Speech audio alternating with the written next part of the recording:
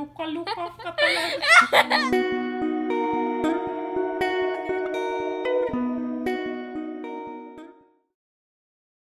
Hinati mo nga ako, kanya naman picture ko. Nagpapakyut na nga ako. Hala.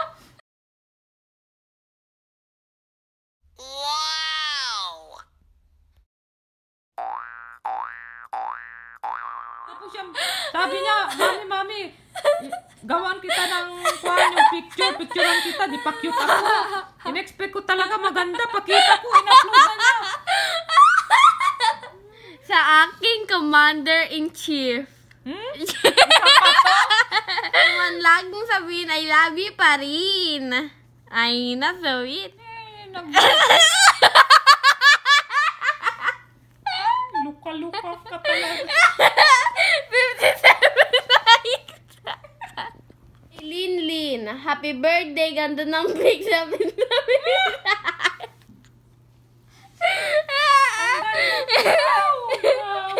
Happy birthday, Ate Lay! Thank you, everyone.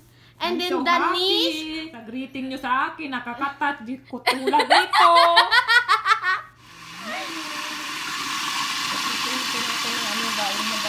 Para baon ni Glenn. Ang hirap i-greeting yun. Matalsik. Ayun siya. Ito yung daing na bangos. Marinated na siya. So, naglagay tayo ng tubig. So, lagyan natin ng apple cider. Ang konting honey. Konti lang. Brown rice.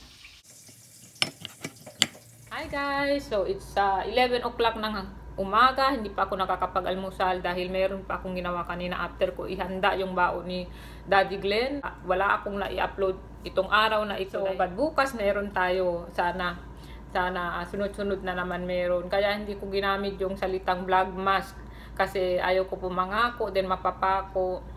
Yeah. But as much as I can talagang mag-upload ako daily guys. But kung meron araw na wala, alam nyo na yon. Meron lang po tayong dapat unahin na gawin. And then gusto ko pala magpasalamat sa inyo guys. Dahil tingnan nyo naman, ang dami-daming bumati sa atin. Sa ating kaarawan. Maraming salamat sa inyo guys. Nasa 200 plus yung bumati sa atin dyan. Wala pa po akong reply dyan. Thank you so much guys. I really appreciate yung mga greetings nyo. Sana ma-bless kayo guys dahil meron kayong napapasaya. At thank you so much guys. Hindi ko na nga kayo nare-reply pero nandyan pa rin kayo. Maraming salamat. Ngayon ng araw, umaraw din. Sunod-sunod na araw, makulimlim na maulan-ulan pa. Ipakita ko lang to sa inyo guys. Binili ko to, mayroon tayong subscriber. Sabi niya, sis, nabili mo ba yung jacket? Sabi niya, ayan sis, nabili ko siya dahil ganito na ang gusto ko, yung magaan, medyo magaan. Ayaw ko na yung mabibigat. Nagkakaroon ako ng back pain pag mabigat yung jacket ko. Then ito, natuwa ako dito dahil nakita ko to negative. Hanggang negative 26 daw ang kaya niya. Which is true ha, kasi ginamit ko na to kagabi. Ang price niya talaga is 200 pero nakuha ko siya ng 179. Then meron pa akong coupon, naging 169. So okay na rin, di ba? Talagang malamig din. Then, gusto ko siya dahil mahaba siya para matakpan pati yung legs. Magkakape muna ako. Gutom na ako dahil hindi ako nakapag-almusal kanina dahil meron akong inunang gawin. Hindi ako makapag-almusal ng maayos. Okay, so magtitimpla na ako ng kape guys. Then mamaya magpiprito na ako. Dito ako nagprito nung daing na bangus ni Glenn. Yung kape ko. Then, meron tayong pandesal. Pinainit ko na kaya parang bagong bake na pandesal. Ayan, kain tayo. Tapos ito yung palaman ko, cream cheese. Ay, medyo kalat-kalat ang produkto dito sa lamesa. Kasi po gumawa ako ng skincare routine natin. Ayan, so maaring kung na-i-edit ko na, pwede ko nang i-upload yun. So ito, nagdadagdag lang ako para sa gym. Kasi medyo naubusan na tayo. So, ito yung paborito kong scrub guys of all time.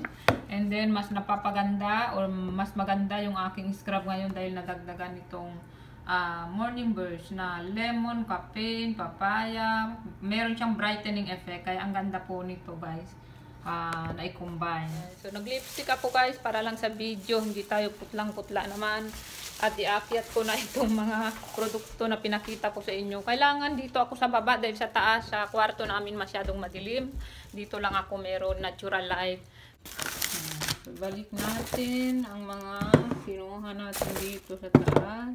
Ilagay lang natin dito sa lugar. Diyan ko lang yan ilalagay. Yan ang luka-luka. Sabi ko sa kanya, kapalan niya ang jacket niya. Pang winter na dapat. Kasi kahapon umuwi yan na mamaos. Yung kasi ang dating. Lahat na mamaos man sa school din. Hindi, kasi nga ito bigla na malamig na.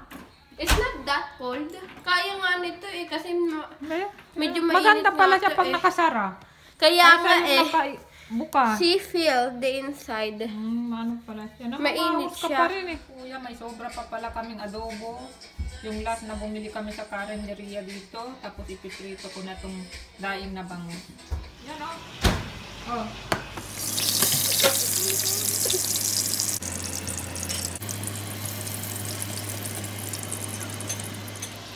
Lahat yan? Kakainin mo? Mahuhulog na. Itong bihira ka naman. Kasi di man lang mabitawan yung cellphone mo. Ay. Mga ito.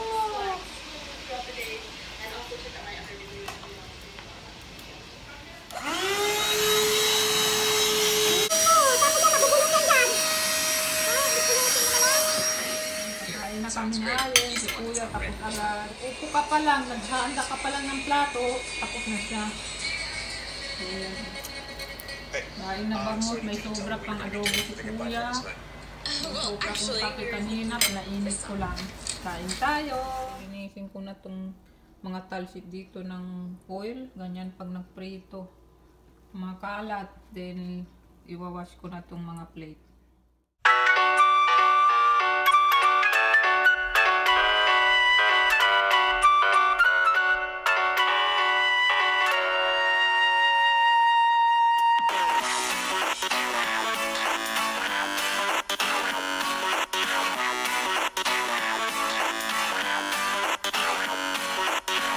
Shoutout ko na muna kayo bago dumilim ng tuluyan. Ayan. So, unang-una hi kay Jessica Alinas, Kami Chang, Christy Season, Margaret. Happy birthday kay Daddy Alan. Hi Angelica Yasmin at kay Mami Anarina Espugnuti. Pinapabati din ni Micha ang kanyang mga kaibigan na sina Princess Colleen or Colleen Bulawan at Ella Barajas ng Inasawa, Japan. Hi din kay Laika at sa Maroon family ng Dasmariñas, Cavite. Hi din kay Junilei or Junlei at Eric Arellano o Bayambang, Pangasinan. Hi Jumel Baring, Luna family at sa Hagler family ng San Mateo, Rizal. Advance happy birthday kay Janet Espiritu sa December 16. Also, advance happy birthday din kay Heidi sa December 15. Hi, Kuya Wawi Cariaga. So, ayun lang guys yung ating shoutout. Babalikan ko kayo mamaya. Ako ng vinegar. Yung ordinary vinegar lang. Huwag naman yung, yung ating dato puti. Huwag naman ganun dahil mahal yun. So, papakulo ko lang to. Iano ko sa buong bahay. Mas mabilis mawala yung amoy. Lalo na pag nagprito kayo. Try nyo guys. Usok na yan. Yan ang mag-ano ng amoy sa bahay, sa buong bahay. So, inaano ko yan buong bahay kung gaganituin. So, ilang beses ko siya papakuluin. Hanggang sa mawala itong usok na yan. Yan po yan. Pakukuluin ko na naman. Kung hindi ko gagawin yan, ilang araw yung amoy ng parang prito ng buong bahay. Pero pag ginaganito ko, minsan isang araw lang yan amoy. Then bukas, paggising namin, wala na. Hindi naman yung agad-agad mawawala, hindi rin. Siguro mga buong araw din, depende rin sa ano yung niluluto nyo. Kung matindi yung amoy, kagaya ng prito na isda, matindi ang amoy. Napansin ko yung pagising ko, the following day, wala na yung amoy. Dati-rati pagising ko, pagbaba mo, amoy na amoy pa rin yung amoy ng bahay na amoy ulam. Ikot mo lang siya buong bahay. Hanggang doon sa taas yan gagawin ko kasi minsan umaakyat yung amoy sa taas. Pero mas matindi dito sa baba. So naghiwa na ako ng kamatis, tsaka itong Lasona ba? Ano ba to? No? Sinabi na sa akin ito ng isang subscriber. Nakalimutan ko na naman. Saka ni Sis Jem. Tapos nandyan na yung ating bagoong. And then yung ating isda. Para pagdating ni Glenn, nakahanda na. Minsan kasi hindi ako nakakababa pagdating niya. Kumakain na siya. Akyat na ako guys para makapag-edit na ako. Mag-aalas 6 na naman ng gabi. Ang bilis ng oras. Wala tubig. Tubig ko. Mag-gym kami. Si kuya kakain na naman. Alis na kami kuya. Dating namin galing gym. Ito. Pinainit mo yan? Yeah. Very healthy baby. Oh. Ano yan makapinit? Healthy. Very healthy daddy. Awful about what I was Hanging doing. up. Just because I couldn't figure out how to write an original song, he doesn't get to perform at the thought. Can I get my Good night ka na. usual, Good please? night. Good night. Hey, where's it going? Good night. Thank you for watching. I wanted to apologize. Oh, no stress, no stress. He doesn't care at all. See? Huwag ganun ang kakapal, be. Why not? Ang I don't kapal know, he's naman doing yan. it solo, I think. How did he come up with an original song so quickly? I don't know much, I just know it's a love.